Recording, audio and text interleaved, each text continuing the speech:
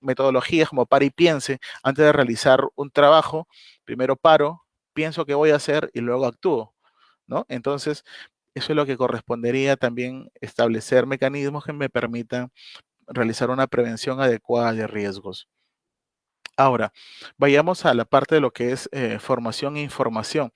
Si bien es cierto, todo empleador debe recibir una formación e información y justamente aquí corresponde pues que el empleador debe brindar una inducción, una capacitación, entrenamientos que participen de simulacro. Adicionalmente, debe brindar información como por ejemplo el Reglamento Interno de Seguridad y Salud en el Trabajo, la hoja de recomendaciones en materia de seguridad y salud en el trabajo. Y hoy, en la actualidad, que no le colocaba aquí, es por ejemplo el plan para la prevención del COVID. También debe proporcionarlo considerando que este plan debe una vez presentado en el SISCOVIC, el empleador dentro de las 24 horas de aprobado este plan debe remitirlo a los trabajadores. Es decir, tienen que entregarle una copia, sea de forma digital o sea de forma física. Ahora, a veces nos preguntan respecto a las capacitaciones. En el artículo 7 del decreto legislativo 1499 nos precisa pues de que existen en el artículo 35 de la Ley de Seguridad y Salud en el Trabajo, precisa que hay 4 capacitaciones que son obligatorias por parte del empleador dentro del año en materia de seguridad y salud en el trabajo. Sin embargo, lo que precisa es que hay capacitaciones que pueden brindarse de manera presencial y otra de forma física. Ahora, pone la salvedad, deja ciertas cosas las cuales sí están reconocidas como virtuales y cuáles no. En este caso corresponderá analizar, según el caso concreto, si aplica una capacitación presencial o una capacitación virtual. Por ejemplo, si hablamos de un trabajador que está ingresando por primera vez a una posición, debo brindarle una capacitación de manera presencial y siempre y cuando se conserve el distanciamiento social y las medidas de protección pertinentes, es decir, mascarilla, un protector facial, entre otros que me permitan salvaguardar la integridad física y la salud de los trabajadores. Por tanto, es necesario que el empleador en la coyuntura también pueda implementar su plan de capacitación anual, ¿no? Considerando este artículo 7 del decreto legislativo 1499.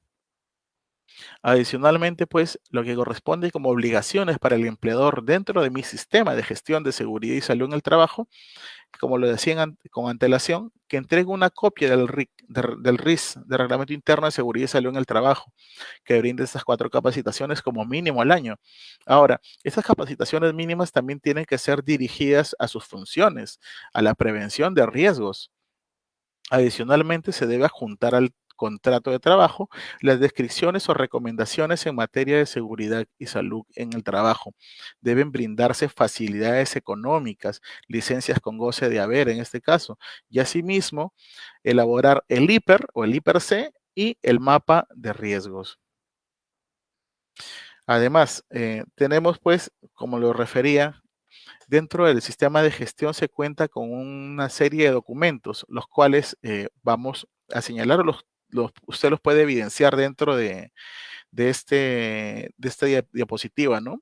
Uno de ellos, en principio, es contar con una política y objetivos en materia de seguridad y salud en el trabajo. Adicional, debe contar con un reglamento interno de seguridad y salud en el trabajo, pero siempre que el empleador tenga de 20 a más trabajadores. Si tengo menos de 20 trabajadores, pues sería facultativo. Luego el hiper o hiper C también correspondería que se elabore el mapa de riesgo, que lo tenemos aquí al lado derecho, que es propiamente un mapa, con señalizaciones en el cual se precisen dónde están los riesgos en triángulos de color amarillo y en color azul los iconos que precisen qué tipo de equipos de protección necesito para poder ingresar a esa determinada área. Además, se debe contar con la parte de la planificación preventiva, que en este caso considera todos los planes que son en materia de seguridad y salud en el trabajo. Adicional, el programa anual de seguridad y salud en el trabajo, que es la planificación, que en este caso es la calendarización. ¿Cuánto se van a ejecutar, por ejemplo, las capacitaciones, los exámenes médicos? En este caso, ¿cuándo aplicaría el monitoreo de los agentes físicos, químicos, biológicos, disergonómicos? Adicionalmente, se debe contar pues con los registros, ya le decía, son 8 registros, y si pueden acogerse a la resolución ministerial 085-2013, también deben contar con estos registros que se encuentran estipulados dentro de esta resolución ministerial. Y finalmente, contar con los libros, uno que es el libro de acta del comité propiamente, donde se incluyen las las actas de las sesiones del comité y finalmente un último libro que se lleva el acto o se ponen el acto de elección del comité o supervisor de seguridad y salud en el trabajo.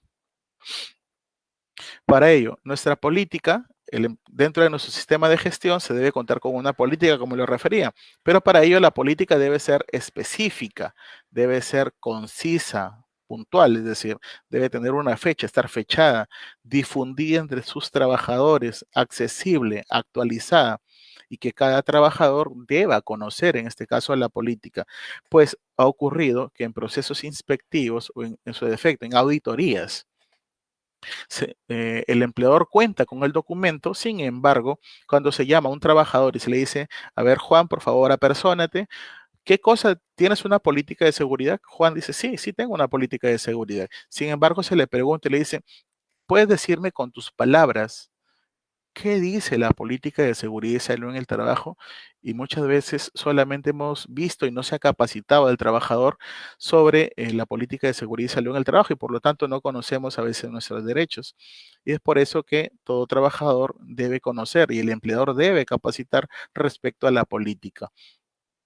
Para lo que respecta al reglamento interno, ya había precisado que si tengo menos de 20 trabajadores sería facultativo.